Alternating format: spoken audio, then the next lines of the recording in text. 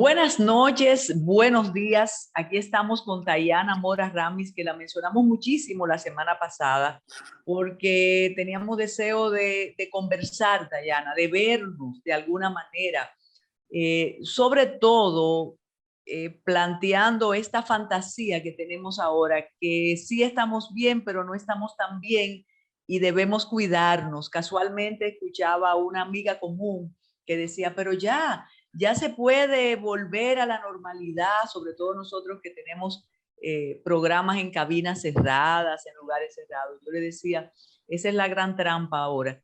Tú que vienes de viaje puedes ofrecernos la impresión, sobre todo de viajes largos, pero déjame darte la bienvenida, Tayana, y al equipo nuestro, como hacemos cada semana, y sé que te unes, y también a todas las personas que nos están mirando y nos están mirando desde 1998. La oferta que tenemos hoy, como siempre en Ready para Exportar, es estupenda. Nosotros tenemos muchos temas para tratar con ustedes. Tayana, no te voy a comprometer con la edad, pero falleció el jueves Mikis Theodorakis, el hombre que hizo esa música extraordinaria de Zorba el griego y que a partir de ahí y desde antes hizo la música de Zeta y de decenas de películas, que además fue un militante en Grecia. 96 años tenía Mikis Theodorakis, y siempre que escuchamos esa música de Zorba el griego, bueno, yo me imagino que en Pimentel tú la escuchaste de alguna manera. Y sobre todo la leyenda que esa danza fue improvisada, eso no estaba en el libreto. Mira, Tayana, mientras estaba fuera, ocurrieron muchas cosas aquí, pero algo que antes de comentarte de una posibilidad de reforma constitucional y de diálogo y demás, el huracán Ida volvió a repetir la historia de Katrina en Luisiana, y ya degradada en Nueva York hizo estragos, Dayana. Siempre tenemos la fantasía de que solo en países como el nuestro las aguas hacen daño, pero eso no es cierto. Y la verdad que mirando esas imágenes de Luisiana y ya las que más nos sorprenden, las de Nueva York, realmente uno se queda ante los fenómenos naturales estremecido. ¿Qué te parece eso, Tayana? Bueno, sí, definitivamente los escépticos del cambio climático tienen que reconocer que estamos viendo fenómenos diferentes, y lo que está pasando en Nueva York pasó con Sandy, creo que fue aquel huracán. Recuerdo que a una amiga común se le dañó el vehículo que lo tenía en el sótano de su edificio, y afectó a muchas familias en ese entonces.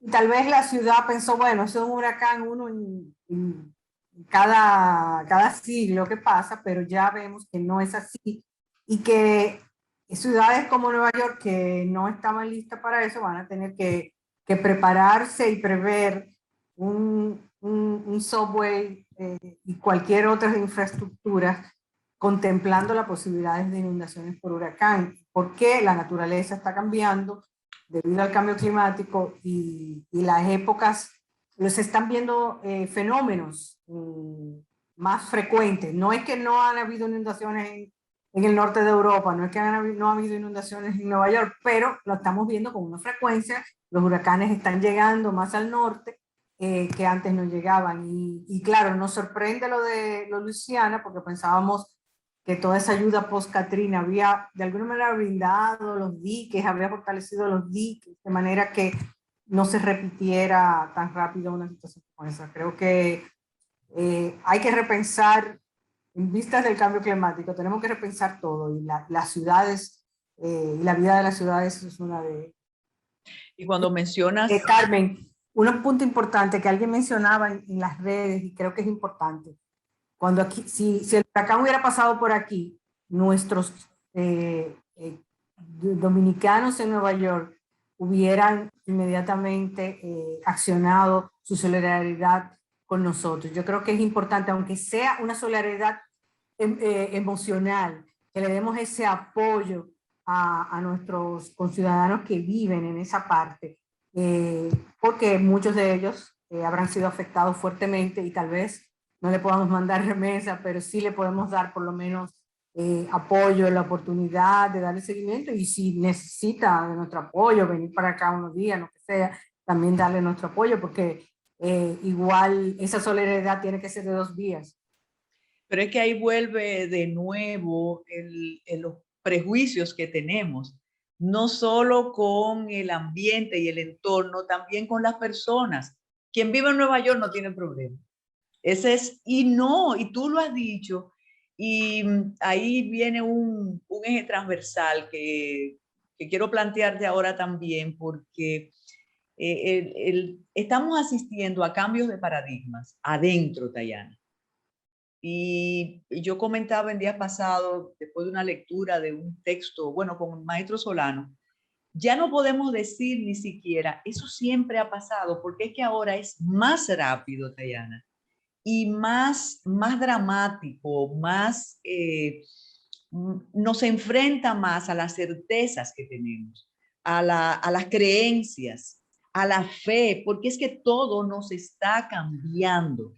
Y volviendo a lo del cambio climático, con aquellas personas que también dicen que eso es cíclico, que puede ser, sin dudas, pero semeja un poco a lo de los antivacunas. No, hombre, eso no importa, pero si la tierra está bramando, como esa novela nuestra, las imágenes, por ejemplo, de Brasil con la sequía mayor que han tenido nunca, y la exhortación, todo parece una ficción. La ficción, tú como escritora lo sabes, se adelanta a la realidad. Esa alerta diciendo, no enciendan los acondicionadores de aire, no utilicen agua más allá de la necesaria, no planchen por el asunto de la energía. Tú dices, pero es que ya estamos viviendo el guión de la película de ficción. Entonces, vamos a plantearnos los dos escenarios. Es cierto que la Tierra tiene ciclos y que eso ocurre, pero también es cierto que la hemos maltratado mucho y que está reaccionando, Dayana, porque los glaciares se están derritiendo. Ahí nos dirán, sí, se derritieron hace 1000 años, pero lo que estamos viendo, y en términos, volviendo a esa comunidad nuestra en Nueva York, óyeme, nosotros le exigimos mucho.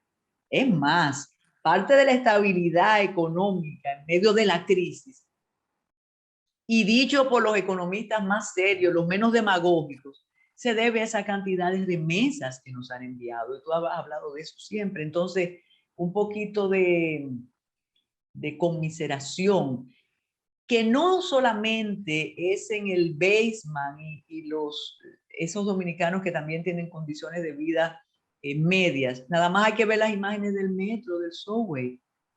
Tú te conmueves y tú dices, pero ese es el metro de Nueva York. Entonces, ojalá todos Es esos... el medio para la gente ir a su trabajo. Exacto. Entonces, todas esas personas que en época electoral se encargan de abrazar y de querer muchísimo allá a esos compatriotas, que hagan algo, porque no es agradable lo que está ocurriendo, Tayana.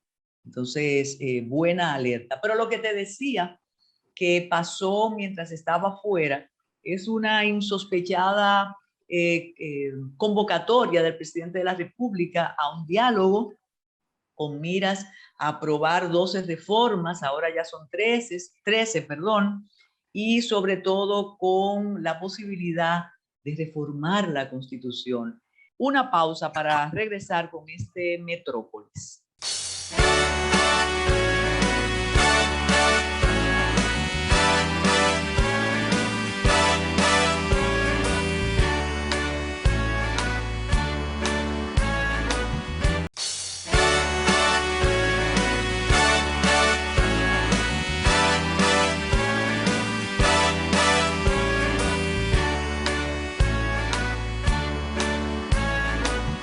Tenemos dos participaciones que se hicieron presentes en el Matutino Alternativo, programa de radio al cual perteneces, y son las opiniones de dos constitucionalistas, de Cristóbal Rodríguez Gómez y de Eduardo Jorge Prats. Naturalmente, las dos participaciones giran en torno al propósito del presidente de la República para dotar de independencia al Ministerio Público, pero él no dice, él no tiene una propuesta, la propuesta está en la calle. Son los distintos opinantes, opinadores como tú y yo que están diciendo, y eso tiene un inconveniente. Nosotros vamos a compartir con ustedes esas dos opiniones y después regresamos, Dayana Mora Ramis y nosotros, para seguir hablando de la actualidad y enterarnos de qué hizo Dayana fuera del país. Eso lo vamos a saber. Adelante, Smerlin, con Cristóbal Rodríguez Gómez y con Eduardo Jorge Prats.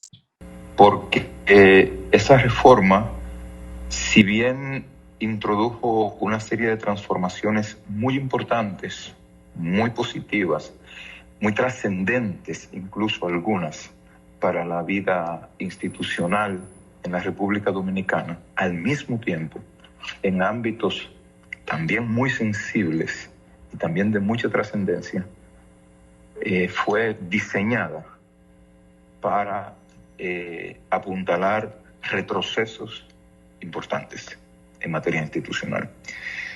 Y esos retrocesos tienen mucho que ver, tienen un peso específico particular en lo relativo al sistema de administración de justicia en general. No sé, seguramente usted recuerda que el magistrado Jorge Subero Isa empezó en el año 2004 a hablar de la necesidad de una segunda ola de reformas en el país, de reformas judiciales en el país. Y lo que tenía el magistrado Subero a mano como motivo de su preocupación era la constatación que ya se había estudiado, se había documentado en muchos assessments, en algunos de los cuales yo participé, era que el proceso que inició con la reforma del 94 había entrado en un estancamiento. Bueno, pues ese estancamiento en que ingresó ese proceso de reformas institucionales en el ámbito de la justicia empezó a declinar en los hechos. Y ese declive se robusteció de manera considerable con una serie de decisiones que se intercalaron en la Constitución del 2010. Lo que tenía como propósito esas reformas en el ámbito de la justicia era robustecer el retorno del control político partidario de las instancias supremas de administración de justicia política político-electoral, constitucional y casacional en la República Dominicana.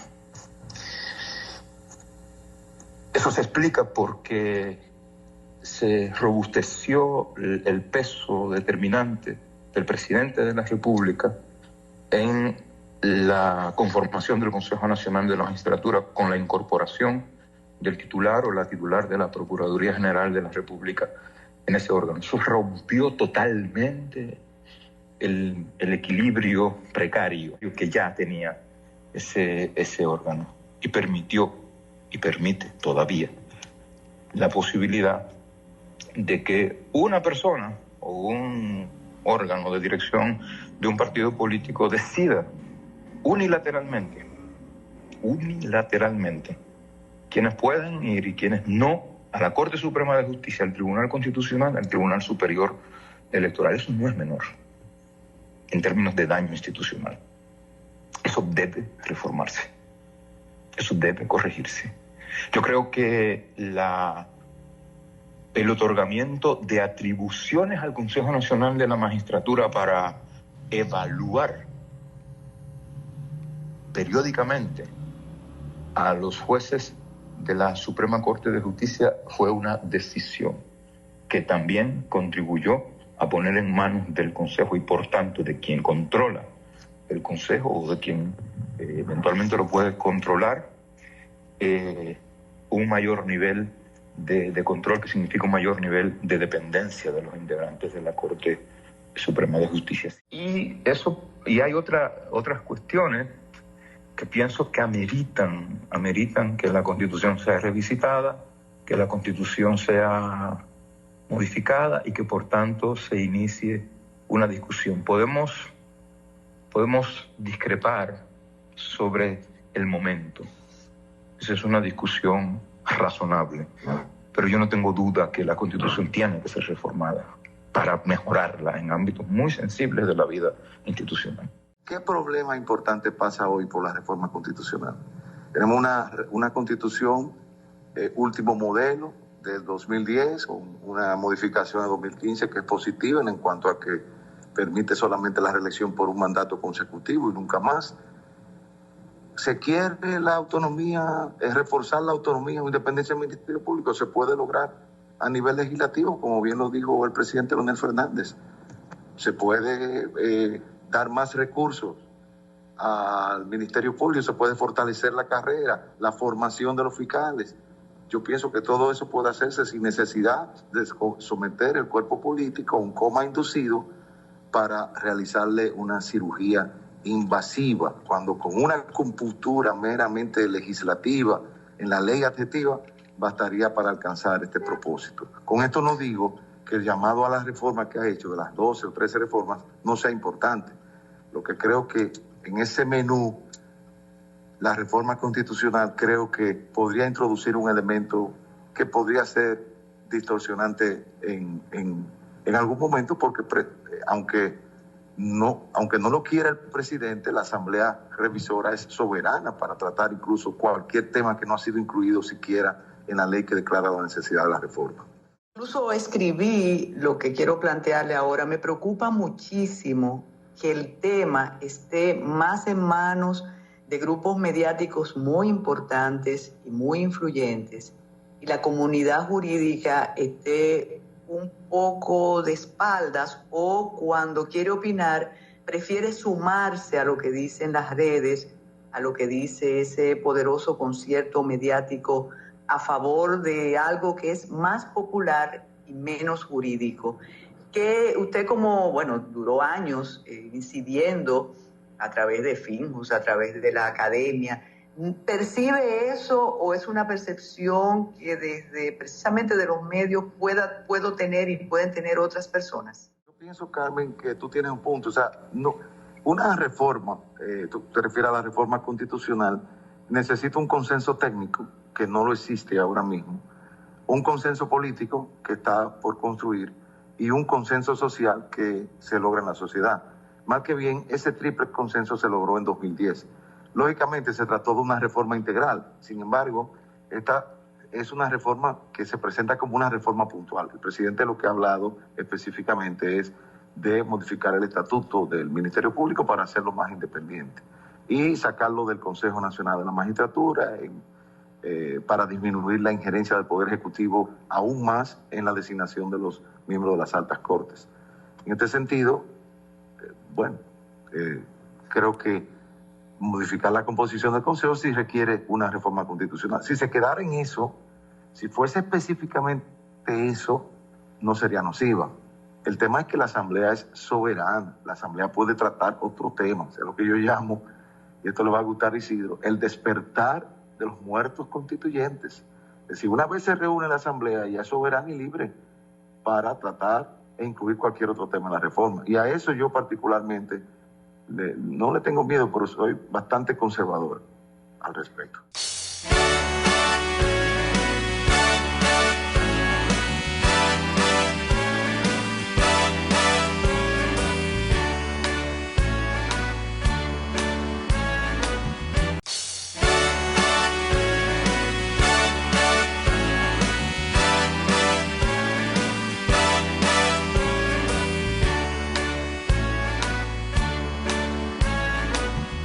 Volvemos, Dayana. Dice Eduardo Jorge que su padre era médico y que el papá le decía, si no tiene dolor, si está comiendo bien, si la presión está bien, si tiene otra de las funciones vitales bien, ¿por qué operar a ese muchacho? Déjalo ahí. Bueno, nos falta mucho para discutir. Dayana, ¿cómo fue tu travesía?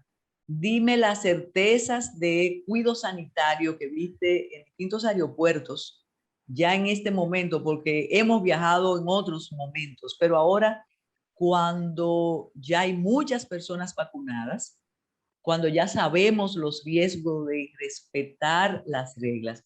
Yo quiero que me digas desde aquí para conmoverme y posiblemente indignarme hasta allá lejos, norte, sur, en el oeste americano.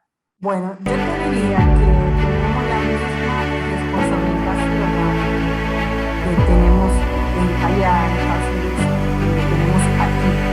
Yo lo que diría que la única diferencia que es que los lugares, en algunos lugares,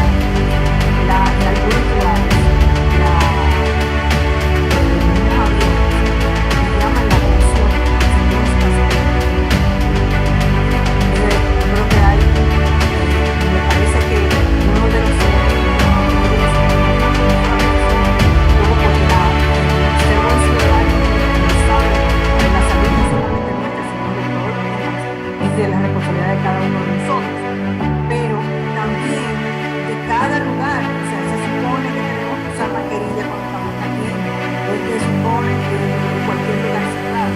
Entonces, la gente a veces no es a propósito, sino que se lo da. Entonces, está por debajo de la nariz, que la primera es lo más importante.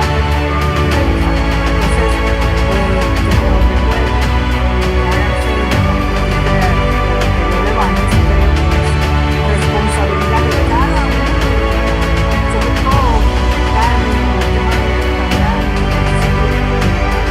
ya la gente le va a buscar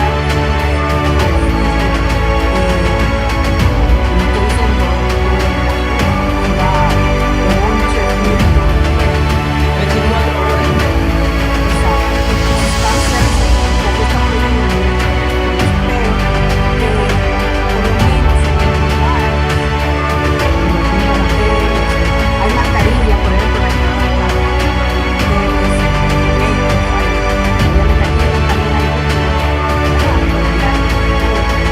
sobre todo la de marca no todos los sitios terminan por acá. Creo que es algo que activa los negocios, algo que nos quejamos, teníamos un momento de nuestra parte, porque lo que estamos viendo, yo que hago reportes todas las semanas sobre la situación en el Caribe, es espeluznante todo cómo está creciendo. En Jamaica se ha ido de la mano la situación, sobre todo porque colapsan los sistemas sanitarios pequeños de esos países. Entonces, creo que tenemos que vernos en ese espejo de los mismos estados de Estados Unidos con crisis sanitaria, y que todos pongamos nuestra parte, incluyendo los negocios, que hagan cumplir las normas, porque la norma de la mascarilla está, pero no todos la cumplen. Sí, y fíjate, nosotros que durante estos 2 años, Dayana, todos los programas los hemos comenzado diciendo, mantengan el distanciamiento. Ya no lo estamos diciendo porque tenemos una percepción de que esto pasó. Yo conversaba con el abogado Jordi Veras de Santiago. Y Jordi, que es además de ser un profesional muy conocido, muy exitoso, luego antes de su tragedia y durante y después, decía con asombro un dato que te apuesto que ni tú, bueno, yo no lo sabía, porque siempre hemos dicho que nosotros sabemos más lo que está pasando en Kabul que lo que está pasando en Gurabo. Él dice que en Santiago todavía no está el 50% de la población vacunada y que tiene mucho temor de lo que pueda pasar. A mí me sorprendió que uno de los argumentos del Gabinete de Salud para pedir y obtener la extensión del estado de emergencia, es que ellos dicen que en octubre habrá un rebrote. Y mi pregunta de ignorante de esos asuntos es, ¿cómo si sabes que va a existir un rebrote en octubre, no tratas de evitarlo? Entonces son situaciones que de verdad no tenemos explicación para la misma. Mira, Dayana, Es importante un dato porque sé que tu viaje fue de semi-trabajo, pero escuché a una persona relacionada al mundo del cacao y le dije incluso que tengo relaciones contigo desde hace mucho tiempo, decir que ya el cacao dominicano tiene su página y su marca, que ya se va a establecer, no lo tengo claro, estoy repitiendo, que toda empresa que procesa cacao dominicano lo diga y que posiblemente aquí nosotros preparemos esas marcas icónicas de chocolate, de barras de chocolate que nosotros compramos en otros mercados para ratificar que se fabrican con cacao dominicano. Bueno, no estoy claro qué te quisieron decir con eso. Sí hay un plan nacional del cacao que está en proceso de aprobación y sobre todo en proceso de aprobación presupuestal que se hizo. Hay muchas de los productores de chocolate que negocian a sus suplidores para que su nombre esté ahí. O sea, y cada vez se hace más importante la denominación de origen, aunque no esté registrada como una denominación de origen como tal, sino el cacao de origen, como el café de origen. El consumidor está buscando eso. Y entonces se valora. Por lo tanto, el que procesa ese cacao dice, es un cacao de Ecuador, es de República Dominicana, tipo española, tanto por ciento, porque ya el consumidor quiere saber de dónde lo está consumiendo. Entonces, creo que es más un requisito de mercado, el bean to bar, del grano a la barra, es una de los tipos de chocolates obviamente mejor cotizados, que yo sé exactamente de qué finca, casi de qué mata, salieron esos granos de cacao, y yo sé a quiénes beneficiaron, qué comunidad se benefició con eso. Entonces, es algo que el mercado nos está demandando, como también ahora el mercado va a demandar que yo haga eso, y en esa finca yo no discrimine, en esa finca yo proteja el medio ambiente, en esa finca haya ciertas condiciones que se respeten para producción sostenible. Eso es más una demanda de mercado, y si República Dominicana está respondiendo a eso, pues bueno. Pero entonces ya entendí, yo como industrial, yo puedo conseguir eso. Si ya no es una iniciativa estatal. Si yo soy dueña de un cacao, de una marca, entonces yo sí puedo conseguir eso. Claro. Quizás no podamos decir marca, pero sí, o sea, si Chocolate Cortés o Risic o Muné le dice a la procesadora de Milka en Suiza, mira, ponme mi marca, ya entendí. Eso es. Dicen, por ejemplo, Conacado, que es la cooperativa más importante y los pioneros en la exportación de cacao orgánico, es una de las cosas que ellos siempre tratan de vender. Si tú vas a fabricar, tienes que decir hecho por cacao orgánico de Conacado. De manera que ellos tengan una proyección como grupo y no sea simplemente un producto anónimo, porque esa es la diferencia entre un commodity y un producto especializado. Entonces, ahora, el país puede tener una denominación de origen de cacao española, por ejemplo, que maneje el Estado, que maneje el Ministerio de Agricultura y que escoja a quienes se le da esa denominación de origen, así como Jamaica maneja Blue Mountain Coffee, y Jamaica, el gobierno determina quién puede llevar esa marca. Todo el que califique que para llevar esa marca debería llevar esa. Ahora entendí. Mira, y esta semana que concluye y que comienza, apareció un reportaje donde hablaba de las marcas icónicas dominicanas que ya no son dominicanas, que ya tienen 80% de inversión irlandesa o brasileña o venezolana o guatemalteca. En el mundo del intercambio comercial, ya eso es como cuando cuando Vargas Llosa se hizo español, ya él deja de ser peruano, o reconocen que aquel ron, que aquella cerveza, que aquel café nacieron aquí, o ya eso se pierde. Bueno, yo creo que, por ejemplo, el que se emborracha con un alcohol dominicano hecho en la República Dominicana, reconoce que es de la República Dominicana, aunque se vende en cualquier parte del mundo. A mí me gustó mucho hace unos años que visitamos en Suecia, perdón, al organismo promotor de exportaciones de Suecia, que cambió el nombre, ya no decía Export Sweden, sino Business Sweden. ¿Por qué? Porque ya el concepto de exportación no es simplemente, no tiene que ser una cosa que 100% esté hecho aquí y 100% de capital dominicano y 100%. Lo que tiene es que generar riquezas aquí. Eso es lo más importante, que genere riquezas aquí, que gran parte de esa riqueza se queden en el país. Por eso al cambiar no hablamos de exportación, sino de negocio.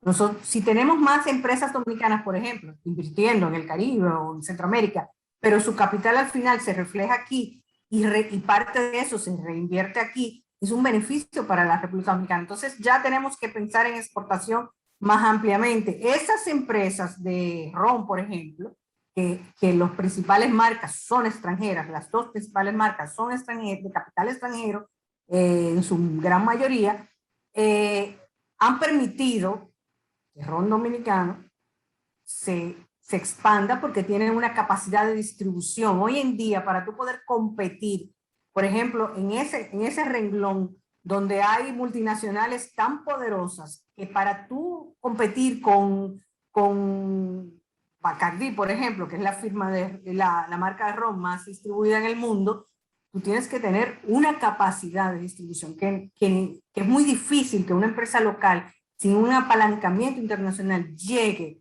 a esas dimensiones. Entonces, yo creo que ahí lo importante es esas marcas generan ingresos aquí, empleos aquí, y hay una cadena de valor desde las cajas y muchísimas otras cosas que se compran aquí. Yo creo que eso es la parte.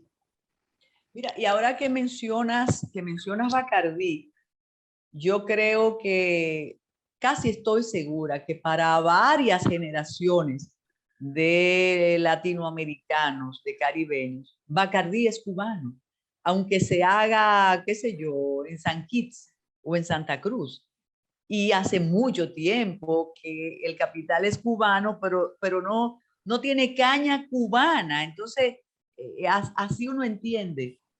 Bueno, uno de los pleitos que la Asociación de Roneros del Caribe trató de pelear infructuosamente es la competencia que se tiene precisamente porque Bacardí se hace sobre todo en Puerto Rico, pero sobre todo porque tiene una cantidad de beneficios y exoneraciones que le permiten a ellos competir.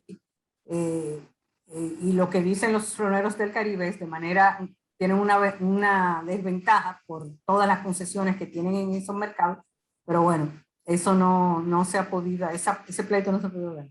No, y pensé también en Barbacú, pero eso lo vamos a hablar ahora porque nos dicen que tenemos que hacer una pausa para regresar con este Metrópolis.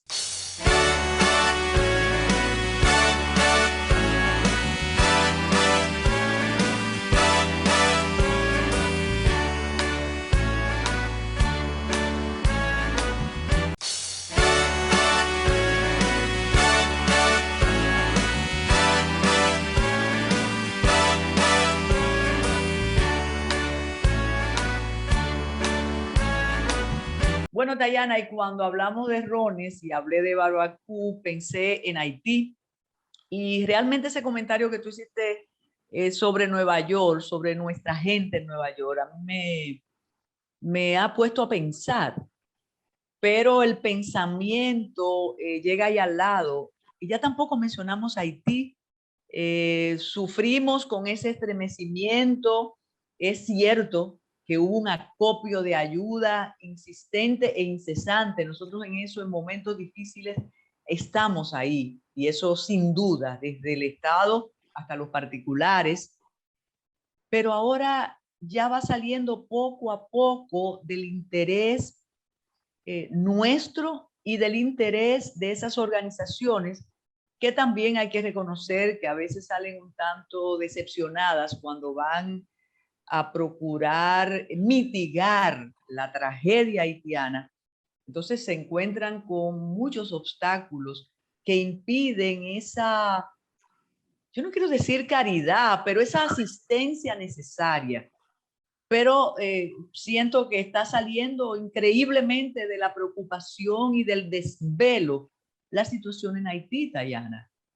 Yo creo que sí, creo que ha sido diferente a lo que fue en el 2010.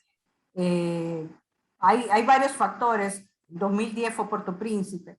Está un poco fuera el foco donde están las embajadas internacionales, pero también se dificulta, o sea, a un organismo quieran llegar, quieran enviar gente a trabajar, hay dificultades, hay una fragilidad institucional, a pesar de que aún en esas condiciones se ha visto bueno, que ha funcionado mínimamente el gobierno con todos los problemas, pero dada la precariedad institucional en la que se encuentra, pues es increíble que por lo menos han logrado coordinar algo, porque yo creo que hay una combinación de factores, pero es lamentable sí, que los organismos internacionales, pero la falta de interlocutores formales, hay muchos elementos que afectan lamentablemente, y esta tragedia es grande también. No había un número de gente tan grande como en Puerto Príncipe, pero sí estamos hablando también de una catástrofe de la tercera o cuarta más grande, o sea que estamos, esperemos que los organismos internacionales y que las instituciones que tienen que velar para que el proceso institucional de Haití, el proceso político institucional, no pueda volver a la normalidad, pueda haber unas elecciones eventualmente, para que esas instituciones, porque por ejemplo la Constitución de Haití hace que muchas cosas dependan del Parlamento, y esa es una de los puntos más frágiles, porque son una de las cosas que más se disuelven y se rompen en democracia en general, pero en este caso, en un país como Haití, pues eso le da una fragilidad, porque ni una carretera grande se puede hacer sin una aprobación del Parlamento, según la ley. Entonces todo eso complica un poco la ayuda y cómo la ayuda se implementa, porque yo sé de organismos internacionales, por ejemplo, que han tenido los fondos ahí para hacer la carretera Puerto Príncipe, Cabo Haitiano, y esa carretera no se ha podido hacer, porque si no la Parlamento, entonces es complicado ayudar, aún se tengan los fondos, pero es indispensable que sigamos canalizando la ayuda. Y nosotros igual, no nos podemos olvidar, porque igual cuando nos quejamos que es un problema, la gente cuando tiene hambre, la gente cuando busca su mejoría donde quiera que esté. Y eso es lógico. Esto Claro. pasa en todos los asentamientos humanos. Entonces, nosotros, dentro de lo que podamos, tenemos que ayudar a que eso sea así, y tenemos que seguir trabajando con la comunidad internacional para que no se olvide. Sí, porque hay necesidad de ayudar, como tú dices, pero se complica bastante. Y hemos olvidado también el problema político que hay en Haití por la crisis humanitaria que hay, y entonces ahí viene la dificultad y se pueden colar muchas situaciones desagradables. Y la verdad que en la región la situación es difícil porque Cuba también está atravesando por una insospechada crisis, quizás porque saben, el régimen controla muy bien la información, y nosotros hasta servíamos de voceros ilusionados y todavía fascinados con la experiencia que tiene 62 años, y nos creímos que el problema estaba resuelto y que allá todo el mundo estaba vacunado y que los cubanos habían logrado, sí, y incluso aquí se repetía eso, y la verdad que la situación es muy difícil. Pero no voy a cruzar a El Salvador porque aquí hay muchos buquelistas y entonces no podemos animar ese buquelismo aquí, que ojalá se quedara en tuitear nada más desde los puntos, desde los sitios de poder y no hacer todo lo que él está haciendo, porque nosotros no servían.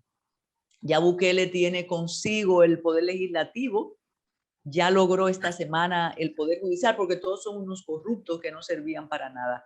No sabemos qué más le falta. Bueno, Bitcoin, él va a instaurar como moneda salvadoreña el Bitcoin. ¿Qué te parece? Bueno, Carmen, tú mencionaste hace un rato el cambio de paradigma que estamos viviendo y es en muchos frentes. Creo que en el frente político institucional, aún los lugares que creíamos fuertes de vanguardia se están tambaleando. La decisión de la Suprema Corte de los Estados Unidos, por ejemplo, con la ley del aborto en Texas, que prácticamente es de facto eliminar la Roe versus Wade. Me recuerda mucho una camiseta que me compré hace muchos años que decía que no pienses que tus derechos están garantizados.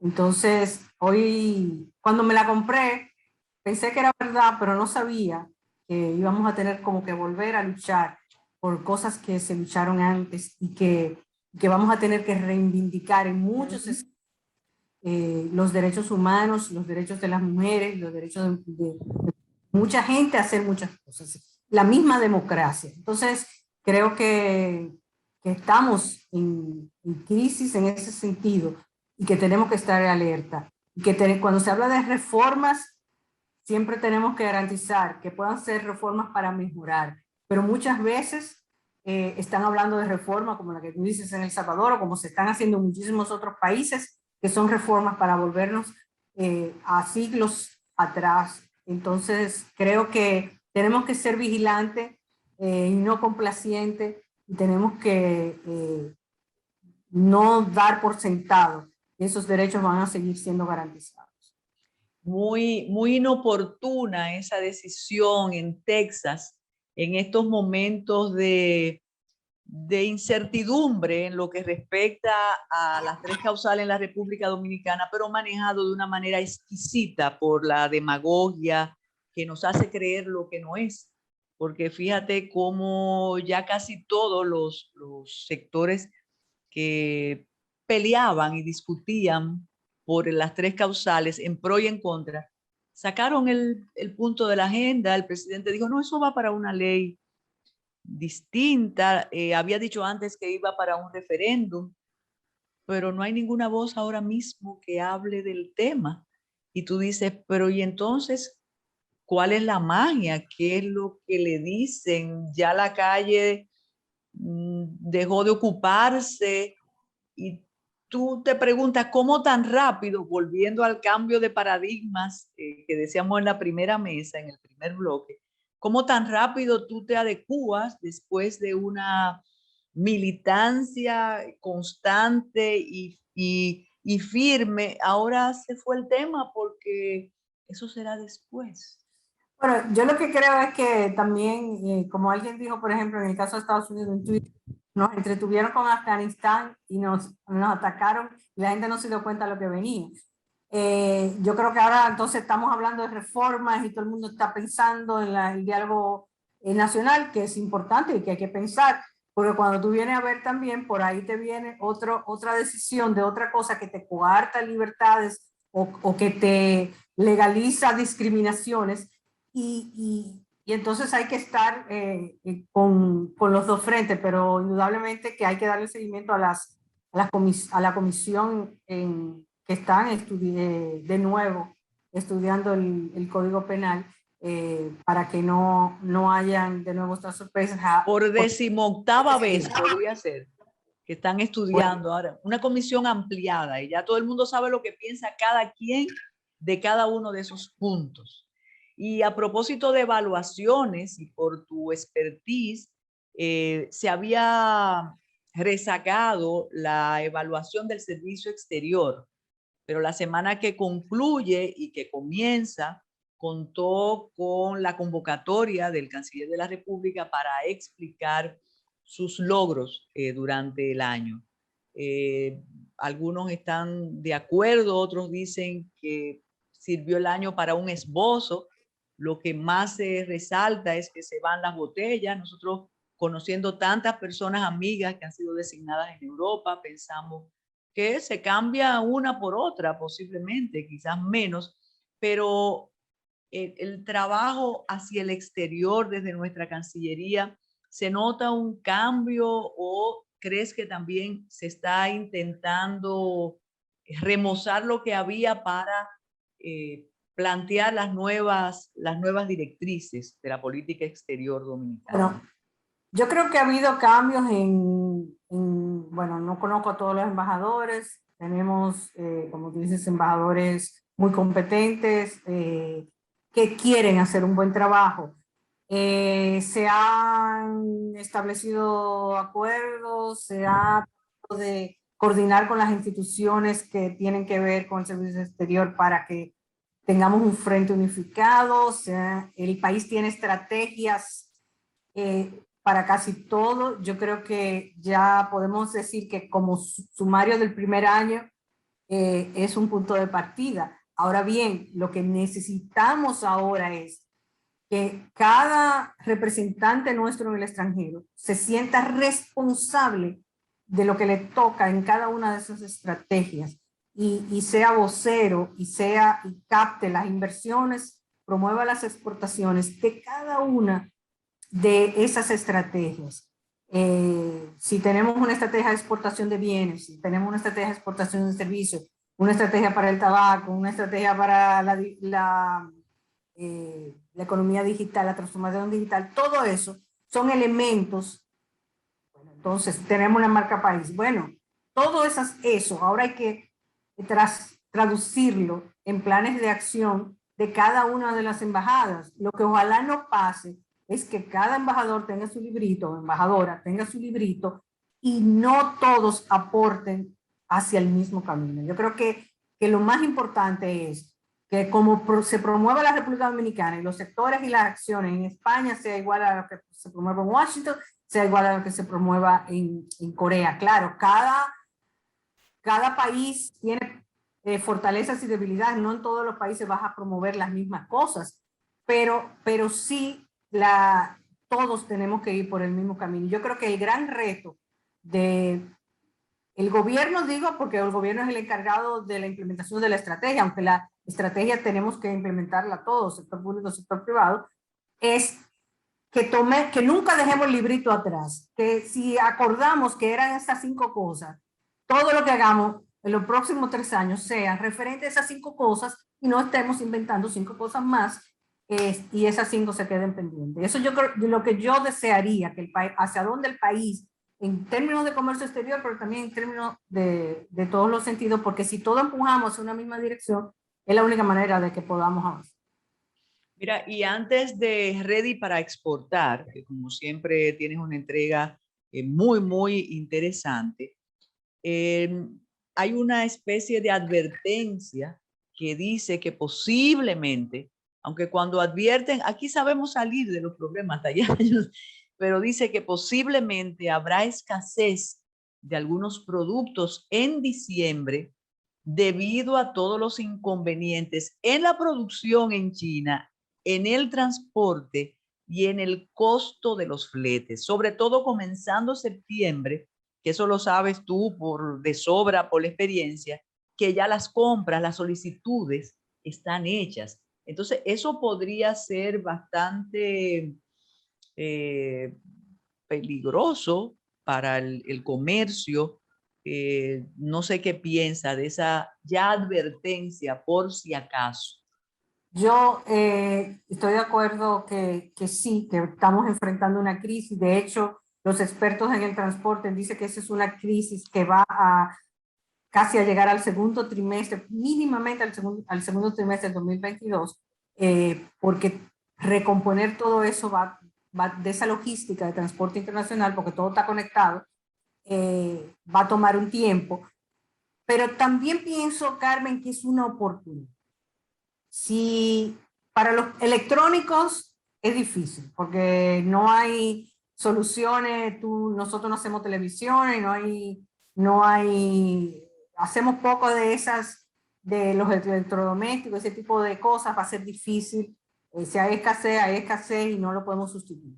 Pero los que dan regalos, en los países donde dar regalos es una tradición, como los Estados Unidos, que es nuestro mercado principal, es una oportunidad para nosotros ofertarles opciones de regalos diferentes a esa gente que tal vez, precisamente porque no voy a regalar un iPod porque está muy caro, pero puedo regalar otra cosa que un buen regalo de otro tipo, hasta una buena botella refinada de ron, o un tabaco súper no sé qué, o cualquier otro tipo de regalos que podamos ofertar desde aquí. Yo creo que, pero para eso tendríamos, como tú dices, ya esas tiendas hicieron su compra de Navidad, porque la compra de Navidad se hace en primavera, y ahora en Navidad, ahora en otoño se compra para el verano siguiente. Entonces,